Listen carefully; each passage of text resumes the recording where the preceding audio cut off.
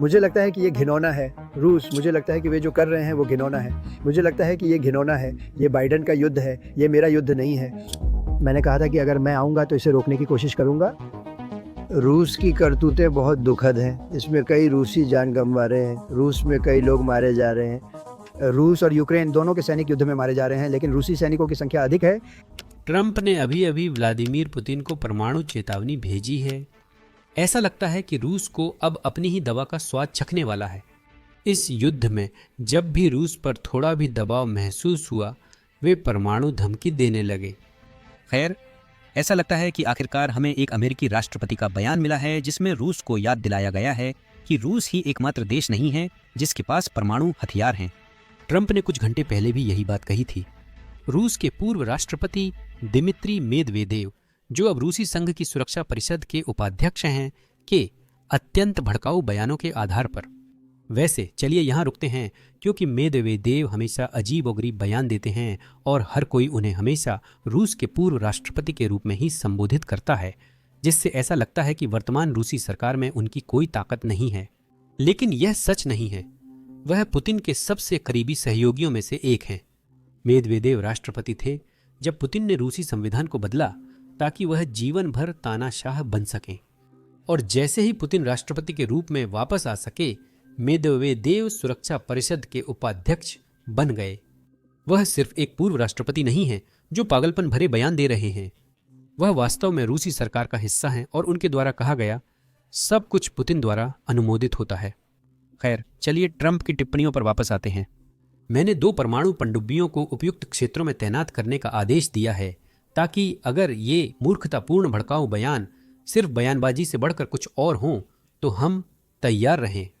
शब्द महत्वपूर्ण होते हैं और कभी कभी अनचाहे परिणाम ला सकते हैं। आशा है यह वैसा मामला नहीं होगा। ध्यान दिए जाने के लिए धन्यवाद। महत्वपूर्ण बात यह है कि ट्रंप ने भी मार्च 2022 में ऐसा ही कहा था, पर ज्यादातर लोग इसे नजरअंदाज कर रहे हैं। रूस द्वारा अकारण हमला शुरू करने के 1 सप्ताह बाद ट्रंप फॉक्स न्यूज पर कह रहे थे कि अमेरिका को भी ऐसा ही करना चाहिए। उन्हें यूक्रेन को पूरी तरह से हथियारों से लैस करना चाहिए। उन्हें पुतिन की रेड लाइन को बकवास कहकर खारिज कर देना चाहिए। अमेरिकी परमाणु पनडुब्बी को रूसी तट पर धमकी देनी चाहिए, और ऐसा लगता है कि ठीक वही हो रहा है। यहाँ 2022 की क्लिप है, इसे खुद सुनिए। मुझे लगता है कि आजकल ड्रोन बहुत प्रभावी हैं। आजकल ड्रोन बनाए जा रहे हैं। हमारे पास ऐसे ड्रोन हैं जो हवा में किसी भी चीज़ जितने ही प्रभावी हैं, जो भी आप हवा में कर सकते हैं, ड्रोन का इस्तेमाल कर सकते हैं, और वे बहुत सारी जानकारी भी देते हैं। यह जानकारी मिसाइलों को सीधे निर्धारित लक्ष्य तक पहुंचाने में मदद करती है। यूक्रेन से फायर करने की जरूरत ना होने की वजह से आप तटस्थ बने रहते हैं, जो बहुत हास्यास्पद है। देखो स्टुअर्ट, जब वह अंदर जाता है और हजारों लोगों को मार देता है, तो क्या हम बस बैठे रहेंगे और देखते रहेंगे? ये देश 100 साल बाद भी रहेगा। वे इस बात पर चर्चा करेंगे कि यह कितना बड़ा मजाक और भयानक है। हम इंसानियत के नाते ऐसा नहीं होने दे सकते। हम ऐसा नहीं कर सकते। वे कहते हैं कि वे एक परमाणु शक्ति हैं, लेकिन हम उनसे भी बड़ी परमाणु शक्ति हैं। मुझे ऐसा करना पसंद नहीं था, लेकिन मैंने हमारी परमाणु क्षमता को अभूतपूर्व तरीके से फिर से बनाया। हमारी सेना में $2.5 ट्रिलियन लगाए गए, और इसका एक बड़ा हिस्सा परमाणु शक्ति और उसे फिर से बनाने में गया। हमारे पास 45-50 साल पुराने हथियार थे जिनकी कार्यक्षमता के बारे में हमें जानकारी नहीं थी। हमारे पास अत्यंत शक्तिशाली नई चीजें हैं, और भगवान से प्रार्थना है कि आपको इन्हें कभी इस्तेमाल न करना पड़े, क्योंकि ऐसा होना सबसे बड़ी त्रासदी होगी। हमारे पास सुविधाएं नहीं होती तो हम बात भी नहीं कर पाते। पर मैंने उसे बार बार एन वर्ड का प्रयोग करते सुना। वह लगातार न्यूक्लियर शब्द का इस्तेमाल करता है। हम कभी इस पर बात नहीं करते, बस कहते हैं कि वह एक परमाणु शक्ति है, लेकिन हम उससे भी बड़ी परमाणु शक्ति हैं। हमारे पास दुनिया की सर्वश्रेष्ठ पनडुब्बियां और सबसे शक्तिशाली मशीनें हैं जो मेरे कार्यकाल के दौरान निर्मित हुई। अब तक बनाई गई सबसे शक्तिशाली मशीनें, और किसी को नहीं पता कि वे कहाँ हैं। और आपको कहना चाहिए, देखो, अगर तुमने वो शब्द एक बार और बोला तो हम उन्हें भेज देंगे और हम तुम्हारे तट के ऊपर नीचे घूमते रहेंगे। आप इस त्रासदी को जारी नहीं रख सकते। आप हजारों लोगों को मरने नहीं दे सकते। जब तक ये खत्म होगा तब तक ये सैकड़ों, हजारों और शायद लाखों लोगों तक पहुंच जाएगा। ये साफ है कि मेदवेदेव को रूस पर किसी भी दबाव के लिए परमाणु शब्द का इस्तेमाल करने की आदत है। मुझे लगा कि ट्रंप का बयान न केवल मेदवेदेव के लिए बल्कि पुतिन के लिए भी था, जिन्होंने आज सुबह बेलारूस के तानाशाह के साथ प्रेस कॉन्फ्रेंस की थी। पुतिन ने उस प्रेस कॉन्फ्रेंस में परमाणु युद्ध की धमकी दी। मेरा अनुमान है कि पुतिन के बयान ने ट्रंप की वर्तमान प्रतिक्रिया को प्रभावित किया है। लुकाशेंको ने पुतिन के बगल में बैठकर क्या कहा, आइए सुनते हैं।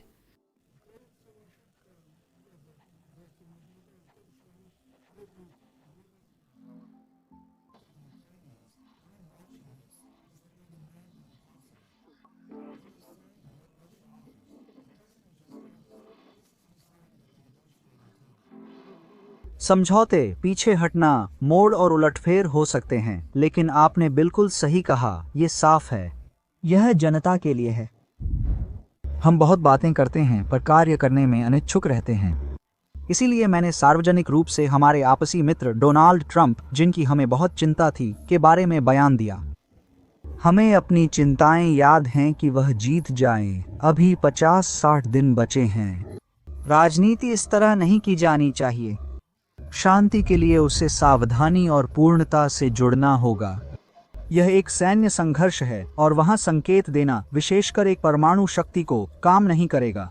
सुनो, यह तो बस हंसने वाली बात है। व्लादिमीरोविच, मैं हाल ही में एक अमेरिकी से मिला और उससे बात की। मैंने उसे सब कुछ खुलकर बता दिया। ये उसके करीबी मित्र हैं। राष्ट्रपति को कहिए कि सावधानी से काम करें ताकि हम किसी समझौते पर पहुंच सकें। हर बार फिर से हवाई युद्ध विराम होता है। रूस और राष्ट्रपति पुतिन इसमें रुचि रखते हैं, लेकिन आप ऐसा नहीं चाहते। जेलेंस्की से कहना चाहिए कि वह इसके लिए कदम उठाए ताकि कोई उड़ने वाली मशीनें न हों और लोगों को नुकसान न पहुंचे।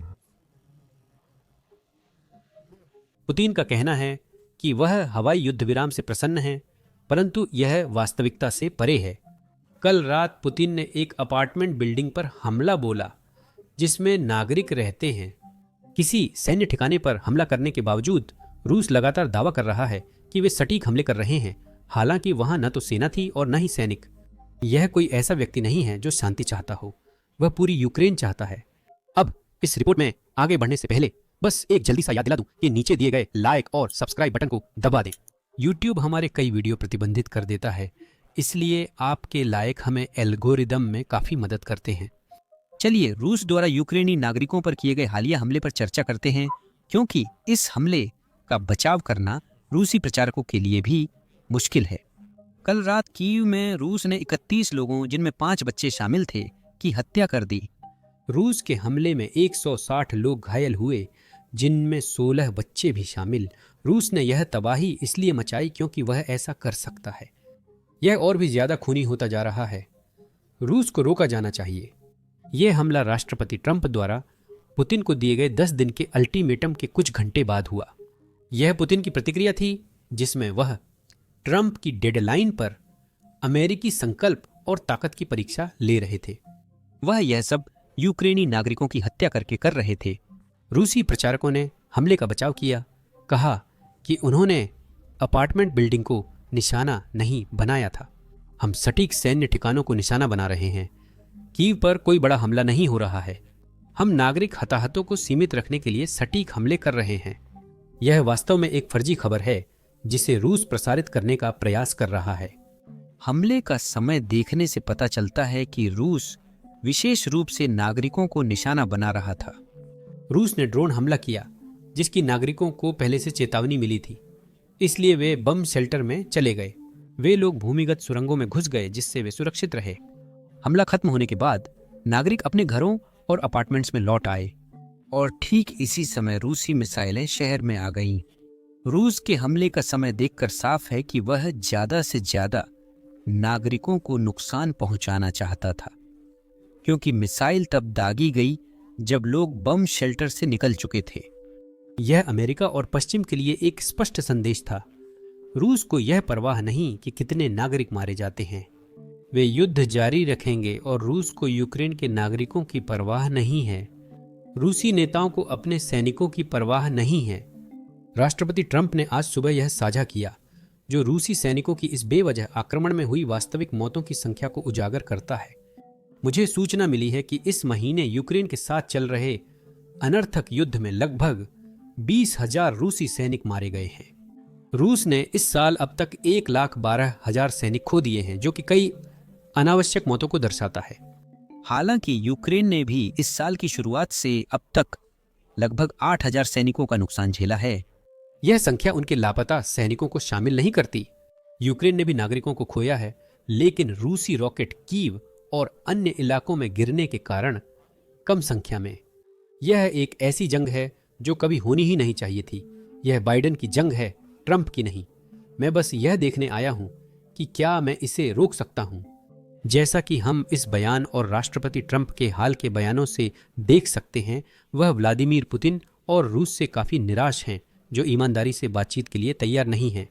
पुतिन फोन पर कहते हैं कि वे जिस भी युद्ध विराम पर सहमत होंगे उसका सम्मान करेंगे, लेकिन कॉल के तुरंत बाद वह अपार्टमेंट बिल्डिंग्स पर हमला करते हैं, वह अस्पतालों पर हमला करते हैं, वह मॉल्स पर हमला करते हैं। आज अपनी प्रेस कॉन्फ्रेंस के दौरान पुतिन से राष्ट्रपति ट्रंप की उनके बारे में निराश होने वाली टिप्पणी के बारे में पूछा गया और उन्होंने इस तरह जवाब दिया। जहां तक किसी की भी निराशा की बात है, सारी निराशाएं ज्यादा उम्मीदों से ही पैदा होती हैं। तो एक बहुत प्रसिद्ध सामान्य नियम है। इस मुद्दे को शांतिपूर्वक सुलझाने के लिए गहन और निजी स्तर पर बातचीत जरूरी है, लेकिन यह सब शांति से बातचीत की प्रक्रिया की खामोशी में किया जाना चाहिए। यही असली वजह है। हम प्रस्ताव रखते हैं कि आपके सुझाए गए 3 समूह बनाए जाएं।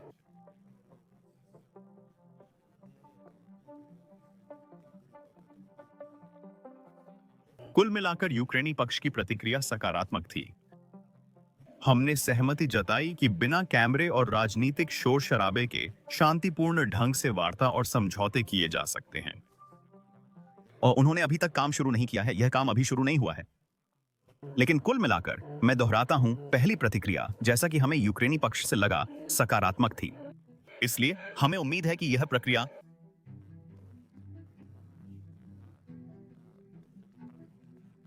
राष्ट्रपति जेलेंस्की ने पुतिन को स्पष्ट रूप से सुना और पुतिन की प्रेस वार्ता खत्म होते ही बयान जारी किया। इस बयान में उन्होंने स्पष्ट किया कि यूक्रेन शीघ्र वार्ता के लिए तत्पर है। रूस युद्ध विराम में देरी का जिम्मेदार है। रूस युद्ध विराम का उल्लंघन कर रहा है, जबकि यूक्रेन शांति वार्ता के लिए तैयार है जब भी पुतिन इच्छुक हों। तैयार, यही उन्होंने ट्वीट किया था।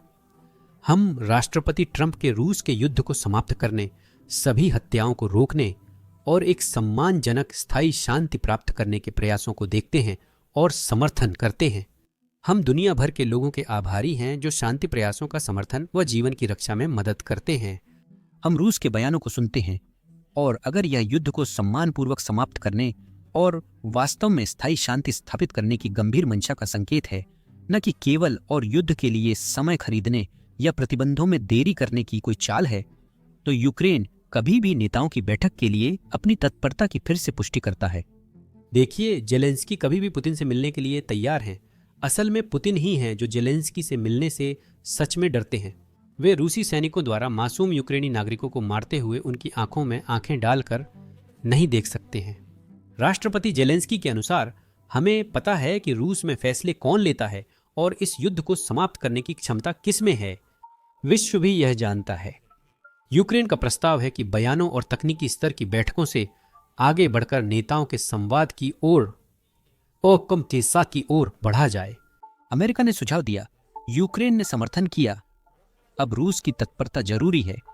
रूस लगातार झूठे बयान देता है कि यूक्रेन शांति नहीं चाहता, लेकिन ऐसे बयानों को देखा जा सकता है।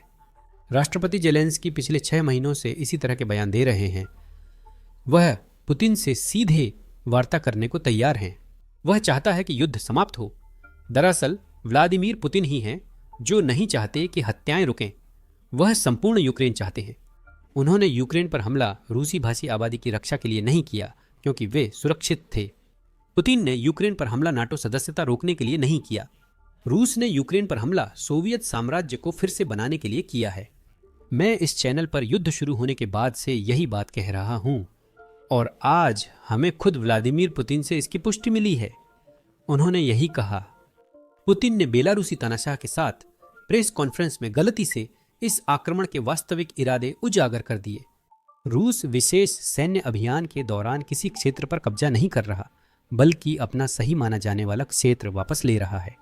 यही है, हमारे पास सबूत है कि यह वही पुराना उपनिवेशवाद है। रूस अपना साम्राज्य बढ़ाना चाहता है क्योंकि उसकी अर्थव्यवस्था कमजोर है और वे अधिक खनिज एवं खदानों पर कब्जा करना चाहते हैं। यही कारण है कि रूस दिखावे के लिए वार्ता करता है।